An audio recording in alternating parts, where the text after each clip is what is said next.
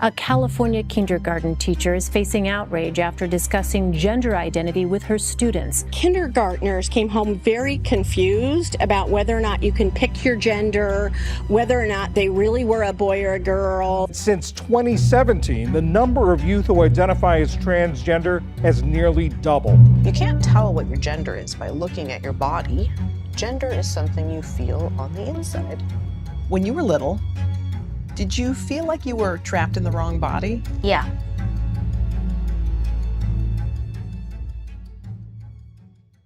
Lately, the topic of transgenderism has been on the public's consciousness more than ever. And unfortunately, most people really don't know that much about it. Many think that being trans is just like being gay, and that we simply need more acceptance of people who identify as trans, even though this typically means that they will receive harmful, irreversible medical treatments. Due to misguided progressive politics, we now have many young people undergoing medical transition, rates of detransition increasing, and men taking over women's spaces. Let's take a look at what's going on and why this is happening. When someone is transgender, oftentimes the first question people ask is why? And the answer is we really don't know. In truth, we don't have any test that we can do, such as a blood test or an X-ray. Up until the 2010s, medical transition was quite rare.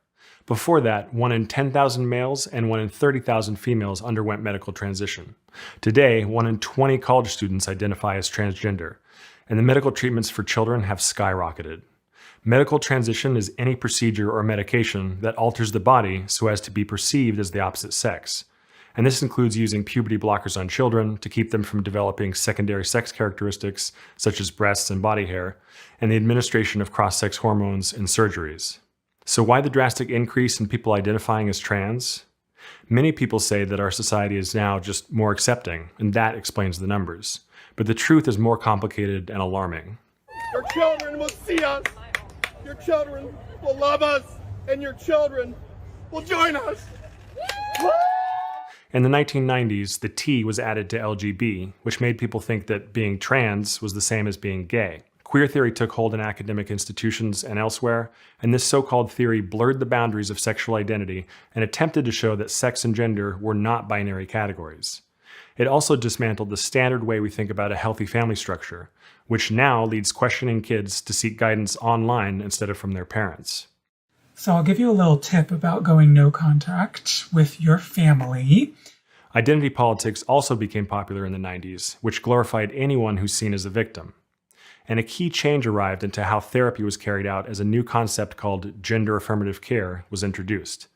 This approach affirms the patient's identity no matter what age and no matter whether they are mentally ill.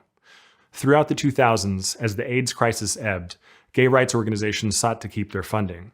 Since these organizations were achieving their goals, they now needed a new rights frontier. Enter trans rights. So, funding once used for gay rights campaigns started to be used for trans rights, and wealthy trans people started funding WPATH and capturing institutions in a bid to normalize medical transition so their identity would become more accepted. At the very same time, the porn industry also started to capitalize on trans porn, and kids were taught at a young age to question their gender in schools, that sex and gender are spectrums, and that some people are simply born in the wrong body. This is real. And it's cool.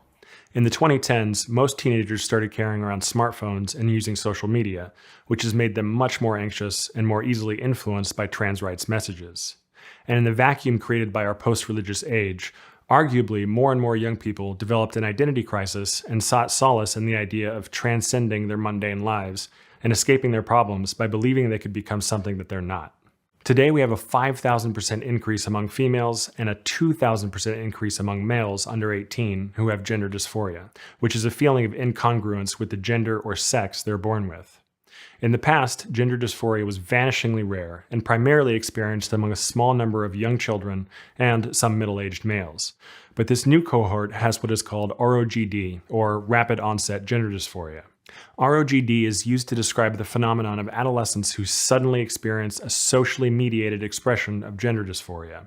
Close to half of those who suffer from ROGD have been isolated from their peers, have engaged in self-harm, and have had traumatic life events prior to ROGD. The kids who experience ROGD are often challenged by autism, ADHD, OCD, anxiety, eating disorders, or some other mental health issue.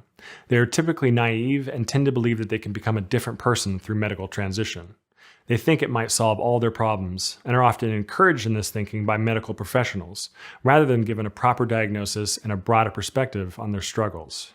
There are many well-meaning medical professionals, including social workers, therapists, doctors, and surgeons, who advise on or perform medical transitions for young and vulnerable people because they believe that they're helping them.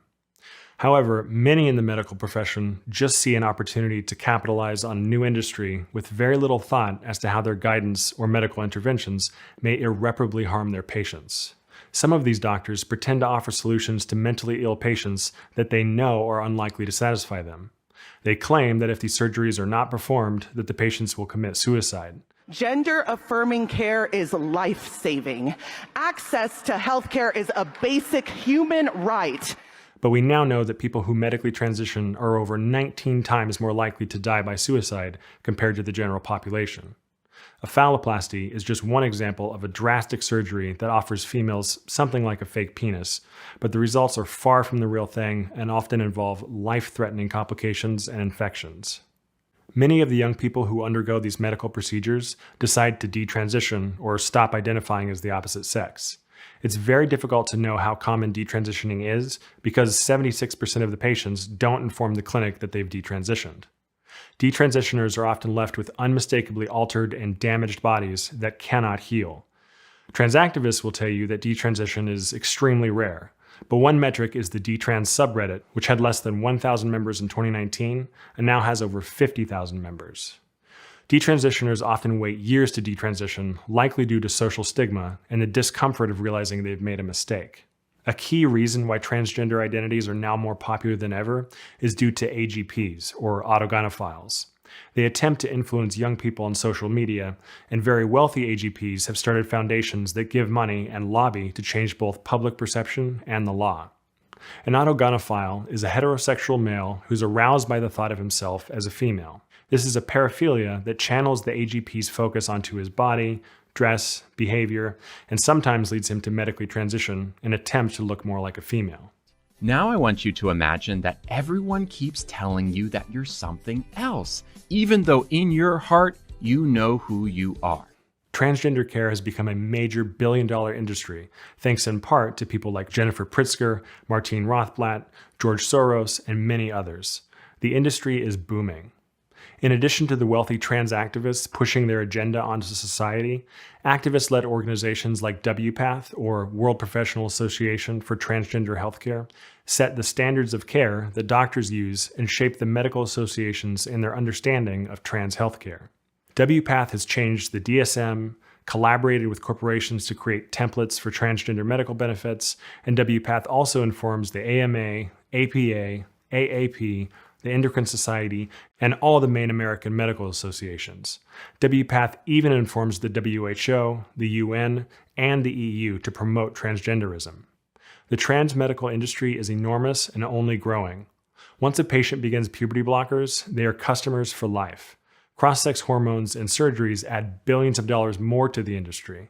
A full cosmetic transition can cost upwards of $100,000 per person. The multi-billion-dollar trans industry relies on activists and even some well-meaning advocates who just don't understand the harm that comes with medical transition. So to recap, the increase in trans identification can be explained by a number of factors. It starts at a young age when kids learn to question their gender in schools, which is then reinforced by social media, and parents are guilted into affirming their children's new identities so they don't lose custody or worse.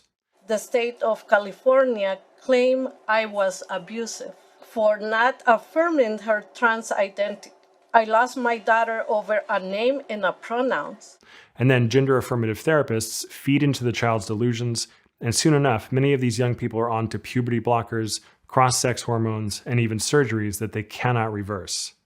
The desire for progressive thinking and kindness leads much of the public to support the idea that people can be born in the wrong body, and that maybe their understanding of basic biology has been false all along. Turns out that sex isn't that straightforward. In fact, biologists today are saying sex is a spectrum.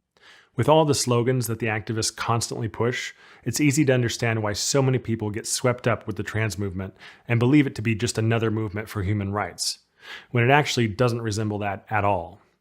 The world has become flipped upside down, and we have men entering into women's only spaces, children becoming lifelong medical patients, and many people choosing to detransition when they realize that they've been sold a lie. We need a broader perspective, and one that allows exploration while simultaneously promoting acceptance of the bodies that we have and an understanding that no one can change their sex. The international organization GenSpect promotes a healthy approach to sex and gender by raising awareness of these issues. We support families impacted by ROGD, provide support to detransitioners, and raise awareness about ROGD, detransition, and AGP. We also highlight the impact of the trans medical industry. Most of all, we advocate for a non-medicalized approach to gender dysphoria. To learn more, go to genspect.org. Thanks for watching.